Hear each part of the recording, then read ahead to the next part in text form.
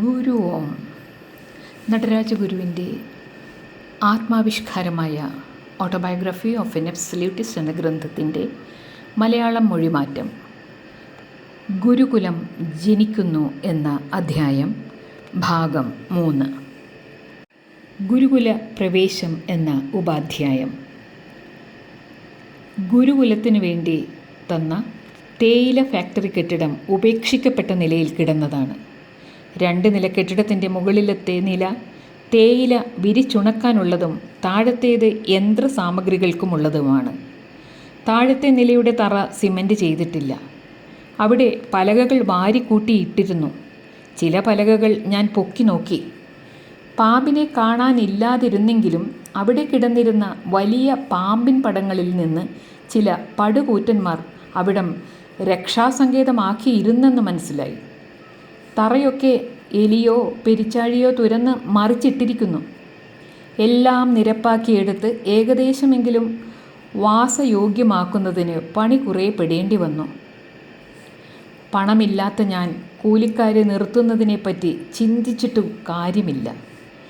കയ്യിൽ ശേഷിച്ചിരുന്ന ചില്ലറ അണ കൊടുത്ത് കുറച്ച് പഞ്ചസാരയും ചായപ്പൊടിയും പാലും റൊട്ടിയും വാങ്ങിയിട്ട് ഭജനയ്ക്ക് ചേരാറുണ്ടായിരുന്ന ചില പണിക്കാരെ ആ സ്ഥലം വെടിപ്പാക്കുന്നതിന് എന്നെ സഹായിക്കാൻ ഉത്സാഹിപ്പിച്ചു. അതവർ സന്തോഷപൂർവ്വം ചെയ്തു. ആ സമയം കൊണ്ട് ഞാനവർക്ക് ചായയുണ്ടാക്കി. അങ്ങനെയാണ് ശൂന്യതയിൽ നിന്ന് ഞാൻ ഗുരുകുലം തുടങ്ങിയത്. ഏതെങ്കിലും ഭാവി അതിനുണ്ടെങ്കിൽ അത് നിയതി നിർവഹിക്കട്ടെ എന്ന പ്രതീക്ഷയോടെ. ആ പാവപ്പെട്ടവർക്ക് നന്ദി പറയണം. അവർ മാത്രമായിരുന്നു എനിക്ക് തുണയായി ഉണ്ടായിരുന്നത്. ഞാൻ എന്തിനു വേണ്ടിയാണ് ഉദ്യമിക്കുന്നതെന്ന് അവർ വളരെ അവ്യക്തമായിട്ടേ അറിഞ്ഞിരുന്നുള്ളൂ. എങ്കിലും അവരുടെ സഹകരണം നിർലോഭമായിരുന്നു. അത്തരം സഹകരണം വെറും സാധാരണക്കാരന് മാത്രമേ സാധ്യമാകൂ. മനുഷ്യനും എന്ന നിലയിൽ അവരുമായുള്ള ബന്ധം സരളമായിരുന്നു, ആർജവമുള്ളതായിരുന്നു. ഒരു സഹോദര മനുഷ്യനെ സഹായിക്കുക എന്നത് മനുഷ്യ സാധാരണമാണ്.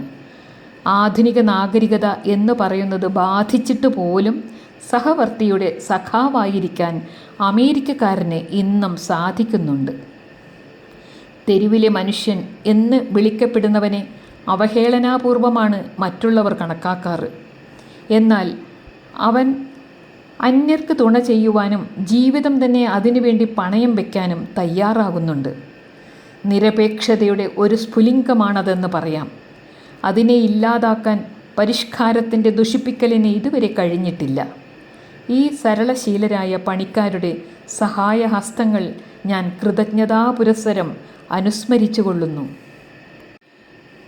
ആദ്യ ദിവസങ്ങൾ എന്ന ഉപപാഠം. തേയില ഫാക്ടറി കെട്ടിടത്തിൻ്റെ പലക തറച്ച മുകൾ തട്ടിൽ ഒരു കൂടാരത്തിൻ്റെ തുണി കിടന്നു.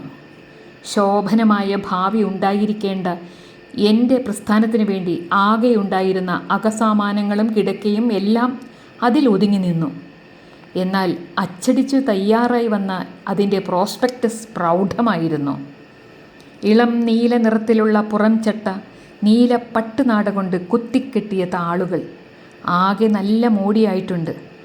യഥാർത്ഥത്തിൽ ഞാൻ ജീവിച്ച അവസ്ഥയും എൻ്റെ അഭിലാഷത്തിൻ്റെ ഉദാത്തതയും തമ്മിലുള്ള അന്തരം കീറിയ കൂടാരത്തുണി കൊണ്ടുള്ള കിടക്കയിലും മോടിയായി അച്ചടിച്ചിറക്കിയ പട്ടുനാട കെട്ടിയ പ്രോസ്പെക്ടസിലും കൂടി പ്രതിഫലിച്ച് കാണാമായിരുന്നു. എൻ്റെ പദ്ധതികളെല്ലാം ഈ 2 പരിധികൾക്കുള്ളിൽ കൂടി വേണം പ്രാവർത്തികമാകേണ്ടത്. ചിലപ്പോൾ ഭൂമിയിലെ കാര്യങ്ങളെപ്പറ്റി തറ പറ്റി നിന്നുകൊണ്ടും മറ്റു ചിലപ്പോൾ പറന്നുയർന്ന് പ്ലേറ്റോയുടെ ബൗദ്ധിക ലോകത്ത് ചെന്ന് നിന്നുകൊണ്ടും. എൻ്റെ ഉദ്യമം വിജയകരമാകുമെന്ന് ബോധാനന്ദ സ്വാമിക്ക് പോലും വിശ്വാസമുണ്ടായിരുന്നില്ല. എങ്കിലും ആദ്യം മുതലേ അദ്ദേഹത്തിന് അനുഭാവമാണ് ഉണ്ടായിരുന്നത്. ചില ഭക്തന്മാരെയും ശിഷ്യന്മാരെയും പ്രേരിപ്പിച്ച് അവരുടെ കുട്ടികളെ ബോർഡിങ്ങിലാക്കാൻ അദ്ദേഹം ശ്രമിക്കുക കൂടി ചെയ്തു. അങ്ങനെ 1 മാസത്തോളം കഴിഞ്ഞപ്പോൾ ആദർശപ്രേമികളായ ചില രക്ഷാകർത്താക്കളെ കൊണ്ട് അവരുടെ കുട്ടികളെ ഗുരുകുലത്തിൽ അയപ്പിക്കാൻ സാധിച്ചു. കുട്ടികൾ 1 ഡസനോളമായി. അവരിൽ അധിക പേരും തൃശ്ശൂരിൽ നിന്ന് വന്നവരാണ്. ഉപേക്ഷിക്കപ്പെട്ട തേയില ഫാക്ടറിയുടെ അടുത്തുള്ള കൂലി ലൈൻ അടുക്കളയായി മാറി. അവിടെ ഗുരുകുലം പ്രവർത്തനം ആരംഭിച്ചു. നിത്യവൃത്തി എന്ന ഉപാധ്യായം. പരസ്പരം മലീമസമാക്കി ഇരട്ട നഷ്ടത്തിന് ഇടയാക്കുന്ന രണ്ട് ഘടകങ്ങളാണ് പരോപകാര തത്പരതയും തൊഴിൽപരമായ വിജയവും. എന്നാൽ അവയെ പരസ്പരം സംയോജിപ്പിച്ചാൽ അന്യോന്യം സമ്പുഷ്ടമാക്കുന്ന കാര്യത്തിൽ ഫലപ്രദമായി തീരും. ഒന്നുകിൽ രണ്ട് വശത്തു നിന്നും ലാഭം, അല്ലെങ്കിൽ ഇരട്ട നഷ്ടം സംഭവിക്കുന്ന ഒരു സന്ദർഭമാണിത്. ഈ രണ്ട് പ്രവണതകളും കൂട്ടി ഇണക്കിക്കൊണ്ട് മുന്നോട്ട് പോകുന്നതിന് അങ്ങേയറ്റത്തെ കർമ്മ കൗശലം കൂടിയേ തീരൂ. എൻ്റെ കാര്യത്തിലാണെങ്കിൽ തൊഴിലിൻ്റെ വശം അധപ്പതിച്ചു. പരോപകാരത്തിൻ്റെ വശം പ്രാമുഖ്യം നേടുകയും ചെയ്തു. അങ്ങനെ ഞാനൊരു ധർമ്മസങ്കടത്തിലായി. ഫീസ് തന്ന് ബോർഡിങ്ങിൽ ചേർന്നവർ സമയത്തിന് ഫീസ് തരാതെ എങ്കിലും ഇരുന്നു. ബോർഡിംഗ് സ്കൂളെന്ന് പറഞ്ഞ് ഞാൻ തുടങ്ങിയിരിക്കുന്ന ഈ ഏർപ്പാടിൻ്റെ ശോച്യാവസ്ഥ കാരണം തവണ മുടക്കിയവരോട് കണക്ക് പറഞ്ഞു വാങ്ങാനുള്ള കഴിവുമില്ലാതെയായി. എല്ലാം അവതാളത്തിലാകാൻ പോകുന്നു. പിച്ചയെടുത്തേ പണി പറ്റൂ എന്ന നിലയിലെത്തി. ചെറിയ പാത്രങ്ങൾ വാങ്ങി ഒരു ഗ്രാമത്തിൽ വിതരണം ചെയ്ത് അവിടുന്ന് പിടി അരി സംഭരിച്ചു. ഇങ്ങനെ കിട്ടിയ പലതരം അരികളുടെ മിശ്രിതം ഒരു വരവിനമായി. ഒരു ചാക്ക് അരി ഒരാഴ്ചയ്ക്കേ ഉണ്ടാവൂ. എല്ലാ കാര്യത്തിലും ഒരു സന്ദിഗ്ധാവസ്ഥയുണ്ടായി.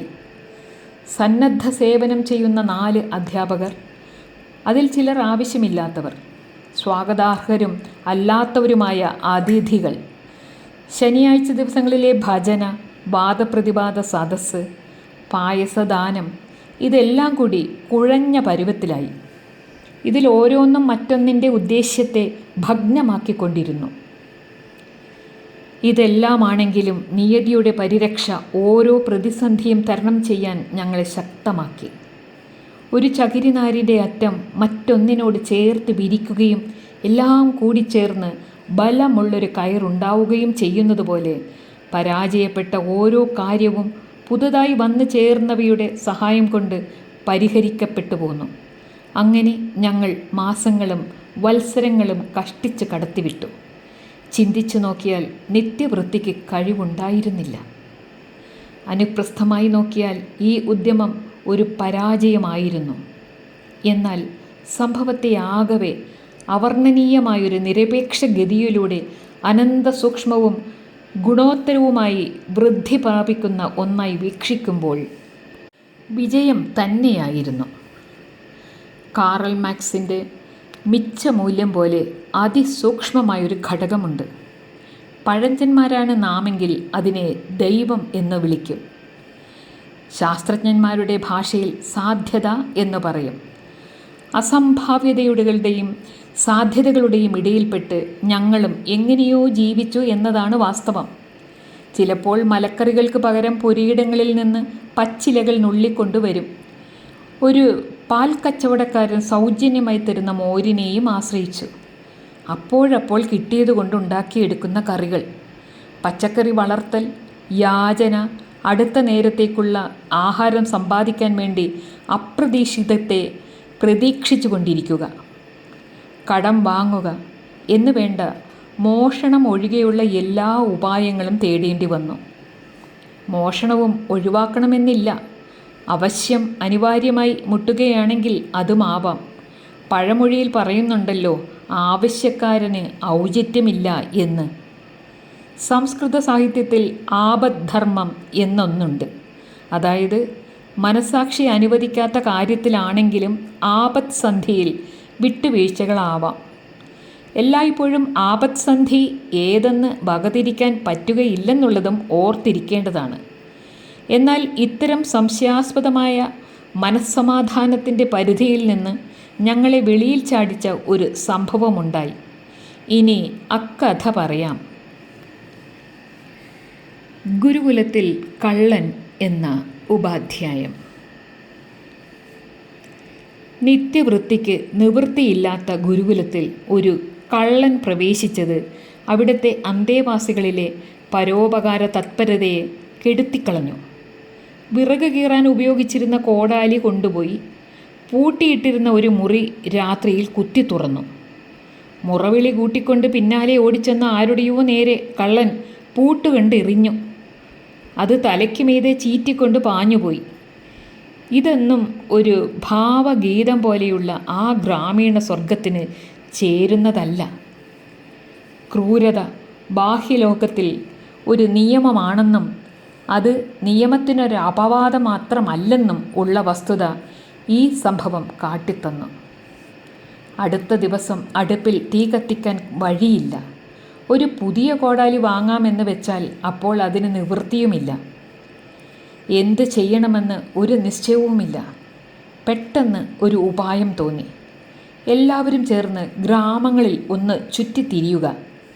മൃദംഗം വായിക്കാൻ അറിയാവുന്ന പയ്യൻ അത് തോളിൽ തൂക്കുക. ചെറിയ ഹാർമോണിയം വേറൊരാൾ എടുക്കട്ടെ, കൈമണി മറ്റൊരാളും. ഊരു ചുറ്റി ഒരു ഭജന നടത്തുക എന്ന കാര്യം നിമിഷങ്ങൾക്കുള്ളിൽ തീരുമാനമായി. എല്ലാവരും ഗുരുകുലത്തിൻ്റെ ഉമ്മറത്ത് വന്നു ചേർന്നോ? കഥകളെല്ലാം പൂട്ടിയോ? അവസാന നിമിഷത്തിൽ എന്തെങ്കിലും മറന്നു പോയോ? ജോൺ ജിൽപിൻ യാത്രയ്ക്ക് തയ്യാറായി നിന്നപ്പോൾ ബറ്റി വന്ന് വൈൻ എടുക്കാൻ മറന്നല്ലോ എന്ന് പറഞ്ഞ് കേട്ടിട്ടില്ലേ? പുറപ്പെടാൻ ആജ്ഞ കൊടുത്തു. ഗുരുകുല അന്തേവാസികൾ ഒന്നിന് പിന്നിൽ ഒന്നായി ക്ഷണത്തിൽ കുന്നിൻ പുറത്തേക്ക് നടയായി. റോഡിലേറി പിന്നെ പട്ടണത്തിലേക്ക് ഇറങ്ങിച്ചെന്നു. കമ്പോളം, അതെ, അവിടേക്ക് തന്നെയാണ് പോകേണ്ടത്. മൃദംഗധ്വനി മുഴങ്ങി. ഇലത്താളം താളമടിച്ചു. ഒരാൾ പാടി. മാന്യനായ ഒരു സുഹൃത്തിൻ്റെ കടയിൽ ചെന്ന് കൈനീട്ടി. അയാൾ 4 അണ തന്നു. അതൊരു നല്ല തുടക്കമായിരുന്നു. തളർന്ന് പിന്മാറാതെ 3-4 ദിവസം കൊണ്ട് 60 രൂപയോളം സംഭരിച്ചിട്ട് മടങ്ങിയെത്തി. ദാരിദ്ര്യത്തോടുള്ള സമരം പോലെ ഒരു സമരമില്ലെന്ന് ഞങ്ങൾ മനസ്സിലാക്കി. ഞങ്ങൾ സ്വയം അഭിനന്ദിച്ചുകൊണ്ട് വീണ്ടും ഗുരുകുല ജീവിതം ആരംഭിച്ചു. അളമുട്ടിയപ്പോഴെടുത്ത ഈ നടപടി പണം മാത്രമല്ല ഞങ്ങൾക്കുണ്ടാക്കി തന്നത്, മറ്റ് ലാഭങ്ങളുമുണ്ടായി. അനാഥരും അല്ലാതെയുമുള്ള ഗുരുകുല സംഘത്തിൽ ചില വാസനാസമ്പന്നരായ കുട്ടികളുമുണ്ടായിരുന്നു എന്ന കാര്യം മനസ്സിലായി. കുട്ടികൾക്കെല്ലാം ഓരോ ജോഡി പച്ച നിക്കറും കാക്കി ഷർട്ടും ആരോ സംഭാവന ചെയ്തു. അതും ധരിച്ച് ഒരു ജാതി, ഒരു മതം, ഒരു ദൈവം, മനുഷ്യന് എന്നെഴുതിയ കൊടിയും പിടിച്ചുകൊണ്ട് ഞങ്ങൾ വരിവരിയായി നടന്ന് കുന്നൂരിൽ നിന്ന് അടുത്ത ഗ്രാമങ്ങളായ അരവങ്കാട്ടും കേറ്റിയിലേക്കും പോയി. കേറ്റിയിൽ വെച്ച് രാത്രിയിൽ ഞങ്ങളെ ഒരു സുഹൃത്ത് വീട്ടിലേക്ക് വിളിച്ചുകൊണ്ടുപോയി. അവിടെ വെച്ച് ഞങ്ങൾ ഗ്രാമീണരെ പാട്ടുപാടി രസിപ്പിച്ചു. ഒരു അനാഥ ബാലൻ തെരുവിൽ അലഞ്ഞു നടക്കുന്നതായി അവിടെ കണ്ടു. അവൻ 2 വട്ടം അനാഥനായവനാണ്. അവൻ്റെ മാതാപിതാക്കൾ മരിച്ചു. പിന്നെ അവനെ എടുത്തു വളർത്തിയ 2ാം മാതാപിതാക്കളും മരിച്ചു. ഈ വിശാല ലോകത്തിൽ അവനെ നോക്കാൻ ആരുമില്ല. അവൻ്റെ ശരിയായ പേര് അവന് അറിയില്ല. വയസ്സിനെപ്പറ്റി അവൻ ചിന്തിച്ചിട്ടേയില്ല. ഗിരിപ്രദേശത്ത് നിന്ന് കണ്ടുകിട്ടിയ അവന് ഞങ്ങൾ ഗിരിജൻ എന്ന് പേരിട്ടു. ഞങ്ങളുടെ കുട്ടികൾ സന്തോഷത്തോടെ അവനെ സ്വന്തമാക്കി. അങ്ങനെ ഞങ്ങളുടെ സംഘം ഒരാൾ കൂടി ചേർന്ന് വലുതായി. ഏകദേശം കിപ്ലിങ്ങിൻ്റെ മോഗ്ലിയെ പോലെയാണ് ഈ പയ്യൻ. പരിഷ്കൃതമായ ആഹാര രീതിയും ശൗചക്രിയകളും അവൻ മറന്നുപോയി. ഒരിടത്തും ആരും സ്നേഹിക്കാനില്ലാതെ വീണ് താണുപോയ ജീവിതഗർത്തത്തിൻ്റെ മൃഗീയ തലത്തിൽ നിന്ന് പൊക്കിയെടുത്ത് ഞങ്ങൾ അവനെ രക്ഷിച്ചു. കുട്ടികൾക്കെല്ലാം അവനോട് അളവറ്റ സ്നേഹമാണ്. അങ്ങനെ അവൻ എളുപ്പത്തിൽ മനുഷ്യരൂപത്തിലുള്ള ഒരു ഓമന മൃഗമായി തീർന്നു. ഊട്ടക്കമണ്ടിലും അടുത്തുള്ള ഗ്രാമങ്ങളിലും പാടിയും രസിപ്പിച്ചും കുറേ ദിവസം കഴിച്ച ശേഷം ഞങ്ങൾ കൂടുതൽ സാമർഥ്യവും ഉന്മേഷവുമുള്ളവരായി ഗുരുകുലത്തിൽ മടങ്ങിയെത്തി. ഈ അധ്യായം പൂർണ്ണമാകുന്നു. ഗുരു ഓം തത്സത്.